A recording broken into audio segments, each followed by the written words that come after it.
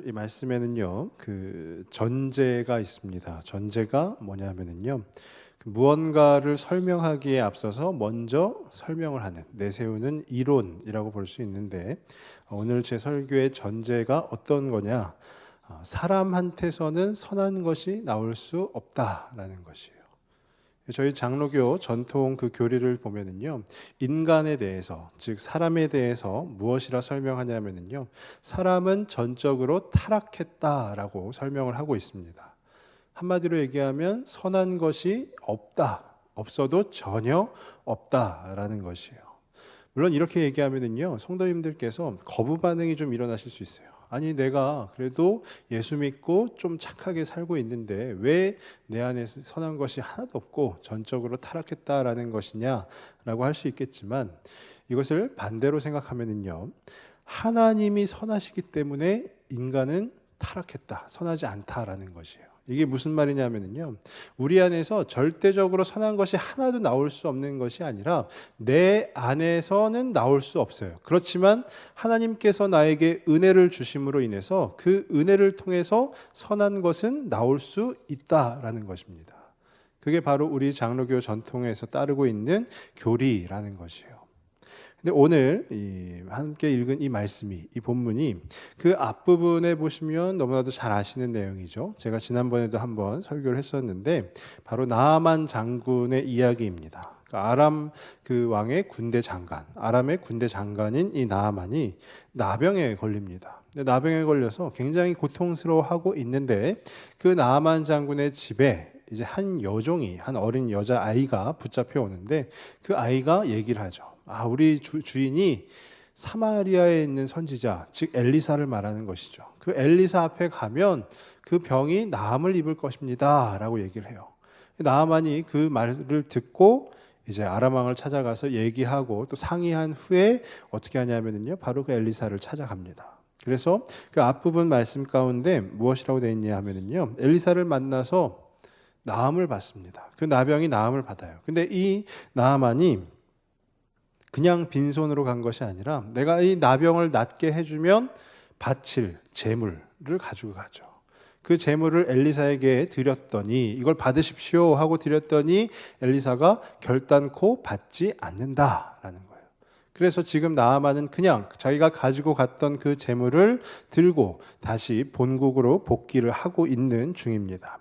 근데 그때에 그 엘리사의 사환, 엘리사의 종이죠. 엘리사의 종 중에 게하시라는 사람이 등장을 하는데, 이 게하시가 이제 욕심을 부립니다. 저희 한자 성어 중에도 견물생심이라고 있죠. 무언가를 보고 이제 욕심이 드는 거예요. 근데 어디에 그 욕심이 생겼느냐 하면은요, 나아만 장군이 가지고 왔던 그 제물에 눈독을 들이는 겁니다. 그 제물이 어떤 거냐면요, 5장 5절에 나오는데 은 10달란트와 금 6,000개와 의복 10벌이에요. 한마디로 어마어마한 그 제물 앞에 이 게하시가 욕심이 생기는 거예요. 저것을 왜 우리 주인은, 그 엘리사 선지자는 받지 아니하는 것인가 라고 하면서 그 욕심을 부리기 시작합니다. 근데 그 욕심이라는 것이 하나님이 이 게하시에게 주신 것이 아니라 게하시 스스로 이 욕심을 부리기 시작한 거예요. 왜냐하면 말씀 20절에 보면은요, 20절 뒷부분에 보면은 여호와께서 살아계심을 두고 맹세하노니 내가 그를 쫓아가서 무엇이든지 그에게서 받으리라. 이 부분만 보면 하나님이 게하시를 통해서 일하시고자 하시는 것이구나 라고도 생각할 수 있겠지만, 20절 앞부분에 보면 무슨 얘기가 나오냐면요, 하나님의 사람 엘리사의 사환 게하시가 스스로 이르되라는 거예요. 하나님으로부터 무엇을 받은 것이 아닙니다. 그리고 주변에 있는 사람들이 이야기한 것이 아니고요, 그냥 자기가 자기 스스로 말하는 거예요.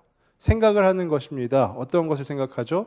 아니, 우리 주인은 왜 저 귀한 것을 안 받지? 라고 하면서 저것을 내가 어떻게 가져야 되겠다라는 그 욕심을 부리기 시작한 겁니다. 그러면서 이 욕심이, 이 게하시 안에 있던 욕심에서 무엇이 나오냐 하면은요, 바로 거짓이 나오는 거예요. 그 욕심에서 거짓이 나오는데요, 22절 말씀에 보니까요, 22절에 그가 이르되 평안하나이다. 이제 나아만이 게하시를 보고 평안하냐 물어보니까 평안하나이다, 그냥 인사를 한 겁니다. 그러면서 그 뒤에 우리 주인께서 나를 보내시며 말씀하시기를 지금 선지자의 제자 중에 두 청년이 에브라임 산지에서부터 내게로 왔으니 청하건대 당신은 그들에게 은 1달란트와 옷 2벌을 주라 하시더이다. 거짓말이죠. 엘리사는 절대 이런 이야기를 한 적이 없습니다. 그런데 이 게하시가 자기 안에 욕심을 가지고 그 나아만 장군 앞에 가서 거짓말로 이야기를 하는 것이에요. 근데 이 거짓말은 굉장히 치밀하게 계획이 되어 있습니다. 왜 그러냐면요, 있지도 않은 그 자기 종 2명을 동원을 해가지고요, 그 종 2명을 동원을 해서 도움을 받죠. 그러면서 그 종에게 무언가 나눠주는 것이 아니라 24절에 보니까요, 언덕에 이르러서는 게하시가 그 물건을 두 사환의 손에서 받아 집에 감추고 그들을 보내 가게 한 후라고 되어 있어요. 굉장히 치밀해요. 그냥 게하시가 혼자 가서 좀 주십시오 이게 아니라 그 스토리를, 이야기를 만들어낸 거죠. 이야기를 만들어내면서 거기에 쓸 종들까지 다 섭외를 해가지고 그 종들을 통해서 받아가 챙긴 다음에 언덕에 이르러서는 어떻게 했죠? 그 종들로부터 그 받은 물건들을 자기가 갖고 자기 집에 숨기고 그 종들은 그냥 보냈다라는 거예요. 굉장히 치밀하게 계획했다라는 거죠. 근데 게하시의 거짓은 여기에서 끝나지 않고요. 25절 말씀에 보면은요, 25절에 들어가 그의 주인 앞에 서니 엘리사가 이르되 게하시야 내가 어디서 오느냐 하니 대답하되 당신의 종이 아무데도 가지 아니하였나이다 하니라 라고 돼 있어요. 엘리사가 물어보죠. 야, 너 어디 갔다 오는 거니? 라고 했는데 게하시가 말하기를 저 아무데도 안 갔는데요? 라는 거예요. 계속 거짓말을 일삼고 있는 것입니다. 오늘 제 이 설교 말씀의 제목이 욕심 속 거짓입니다. 욕심이라는 것 안에서는요, 거짓이 나올 수밖에 없다라는 거예요. 어쩌면 인간은 누구나 욕심을 가질 수 있습니다. 그리고 그 상황에 따라서는요, 그 거짓을 또 꾸며낼 수도 있을 것이에요. 그런데 이 말씀의 결과를 한번 보게 되면은요, 게하시의 결과가 어떻게 되었느냐 하면은요, 27절이에요. 그러므로 나아만의 나병이 내게 들어 내 자손에게 미쳐 영원토록 이르리라 하니 게하시가 그 앞에서 물러나오매 나병이 발하여 눈같이 되었더라 라고 되어 있어요. 욕심을 부렸습니다. 그래서 거짓으로 치밀하게 계획을 세워가지고요, 자기의 욕심을 채웠어요. 그랬더니 결과가 어떻게 되었다고요? 그 나아만의 나병이 이 게하시에게 옮겨왔다라는 것입니다. 게하시가 한 일은요, 누가 보아도 죄입니다. 죄. 로마서 6장에 보면은요, 죄의 삭은 사망이요라는 말이 있어요. 죄를 지으면, 죄를 범하면 어떻게 된다라는 거죠? 죽는다라는 거예요. 끝이다라는 겁니다. 제가 말씀을 묵상하면서 한번 생각을 해봤습니다.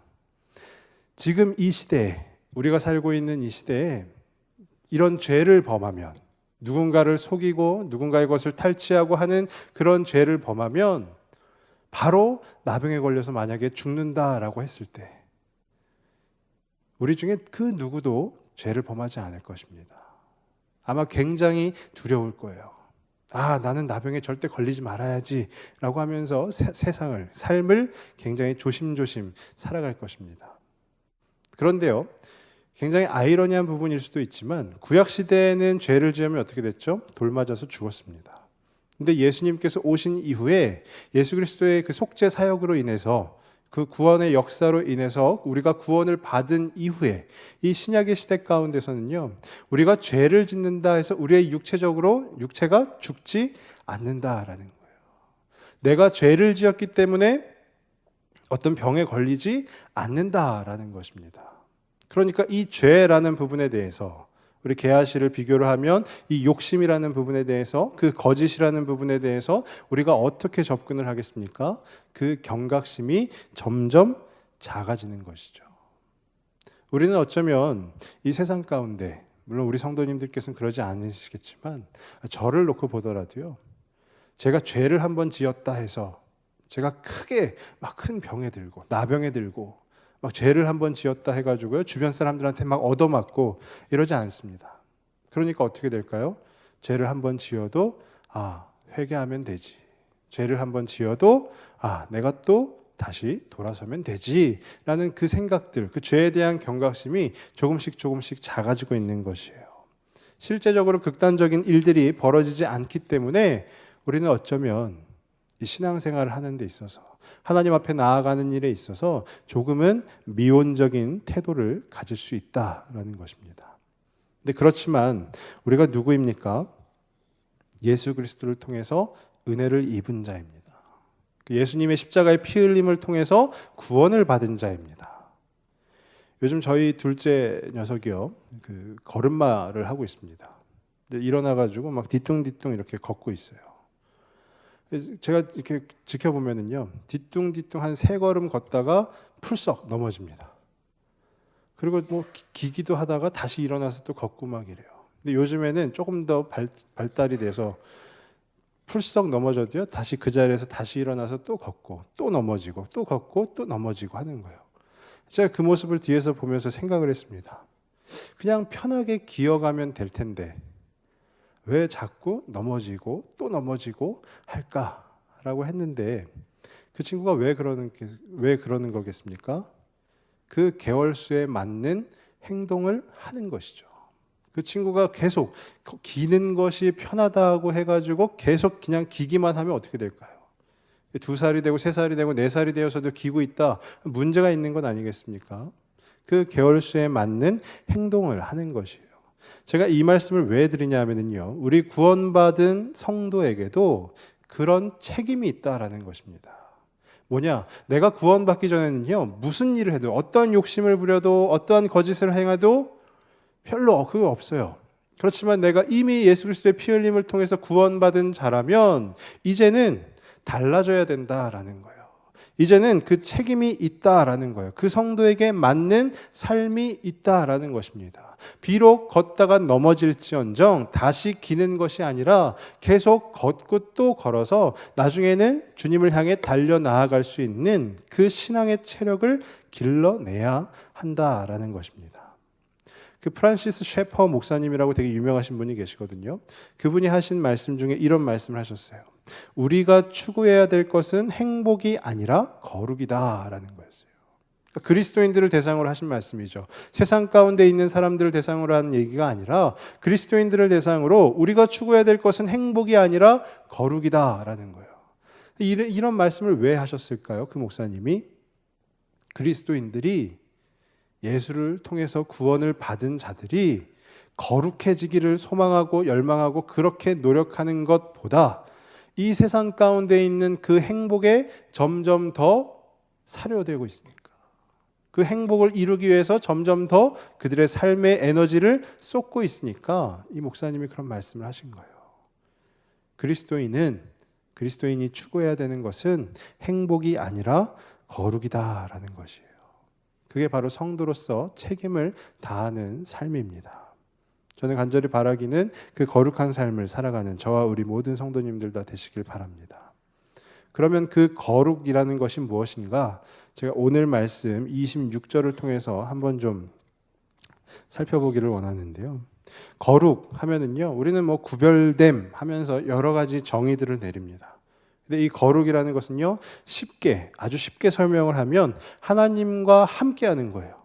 내가 어디를 가든지 하나님과 함께하는 것입니다. 그게 바로 저는 거룩이라고 생각을 합니다. 그래서 26절에 엘리사가 뭐라고 했냐면요, 엘리사가 이르되 한 사람이 수레에서 내려 너를 맞이할 때에 내 마음이 함께 가지 아니하였느냐라고 하고 있어요. 이게 무슨 얘기죠? 게하시가 다시 본국으로 복귀하고 있는 나아만 장군을 따라갔어요. 쫓아갔어요.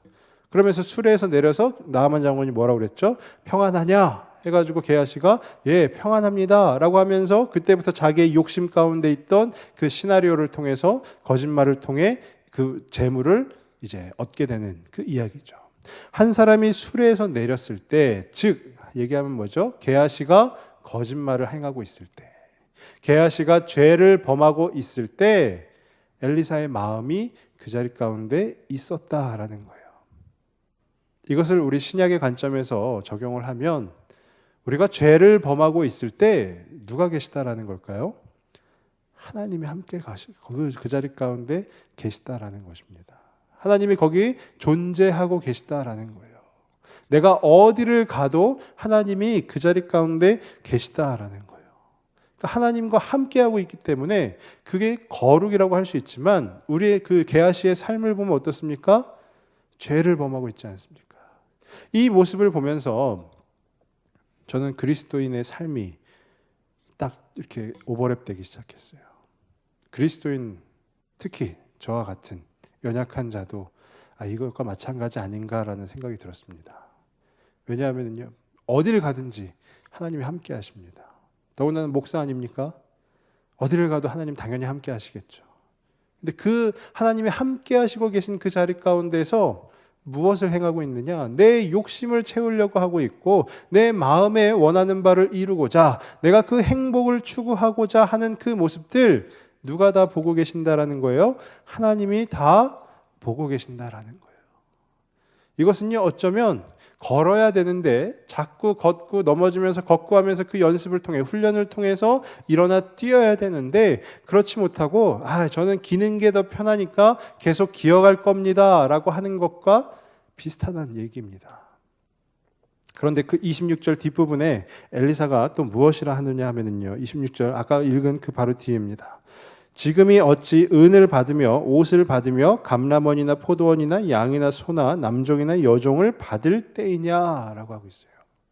지금이 어찌 은을 받으며 옷을 받으며, 이게 무슨 얘기죠? 게하시가 본국으로 복귀하고 있는 나아만을 쫓아가서 무엇을 받았습니까? 은을 받고요, 옷을 받았습니다. 그것은 뭐죠? 게하시의 뜻이에요. 아까 20절에 말씀드렸죠. 게하시가 스스로 이르되, 게하시의 욕심이 자기 자신 가운데서 그냥 스스로 말한 것입니다. 야, 저걸 왜 그냥 안 받고 지나치냐? 저건 꼭 가져야 되는 거야. 받아야 되는 거야. 라고 하면서 게하시가 나하만 장군을 쫓아가서 은 좀 주십시오. 옷 좀 주십시오. 하고 간청했던 그 부분이 바로 여기 기록되어 있는데, 엘리사의 말은 무엇이냐 하면요, 그럴 때가 아니다 라는 거예요.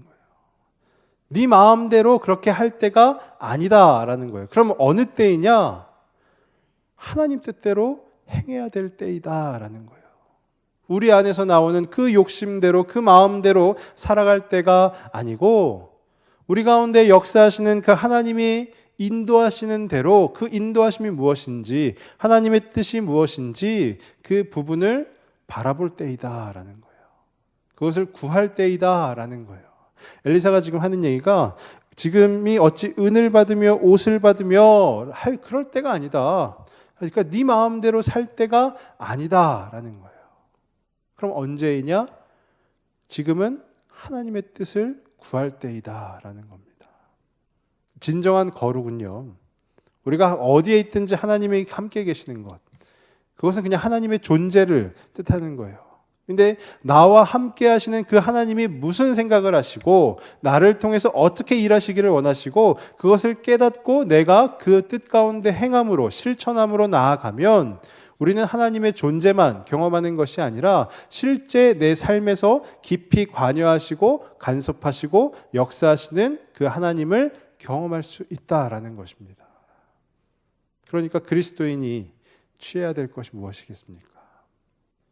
내 안에서 아까 전제가 있다고 말씀드렸죠. 내 안에서는 선한 것이 하나도 나올 수가 없어요.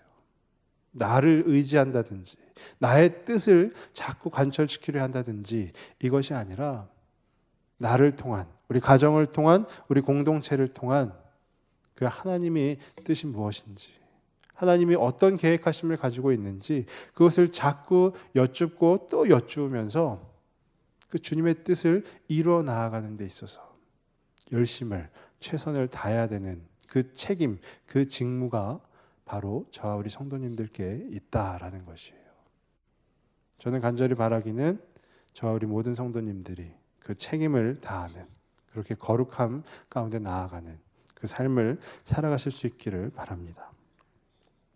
어쩌면 우리 사람은 모두가 다 똑같습니다. 연약하죠. 그리고 앞에 선 목사나 앉아 계신 성도님들이나 또 별반 다르지 않습니다. 우리는 굉장히 연약합니다. 어떤 인간의 생사 하나도 우리 마음대로 할 수가 없습니다. 오직 하나님께 매달리고 또 매달릴 수밖에 없는 그런 존재들이 바로 우리들이라는 거예요. 근데 이 안에서 때로는 욕심도 나오고 때로는 뭐 거짓도 일삼고 때로는 그렇게 죄를 범하고 그럴 일들이 있을 것입니다. 하지만 우리가 넘어졌다고 해서 내가 죄를 오늘은 내가 죄를 지었다 해서 그냥 넘어진 상태에서 그냥 그래 기는 게 훨씬 편하지 해가지고 기어 나가는 것이 아니라 넘어졌다고 해서 그 넘어진 그 자리, 내가 쓰러진 그 자리 가운데서 다시금 일어나서 또 앞을 향해 그 주님을 향해 나아가고 또 걸어가고 하면 그 가운데 분명히 하나님께서 우리를 그 거룩의 길로 그 인도하실 줄로 믿습니다. 간절히 바라기는 저 우리 모든 성도님들이 넘어지면 또 일어나고 넘어지면 또 일어나고 그 가운데 하나님의 그 계획하심을 하나님의 인도하심을 따라 나아가시면서 그 하나님과 함께하는 그 거룩한 삶, 그 복된 삶 살아가실 수 있길 주님의 이름으로 축원합니다. 기도하겠습니다.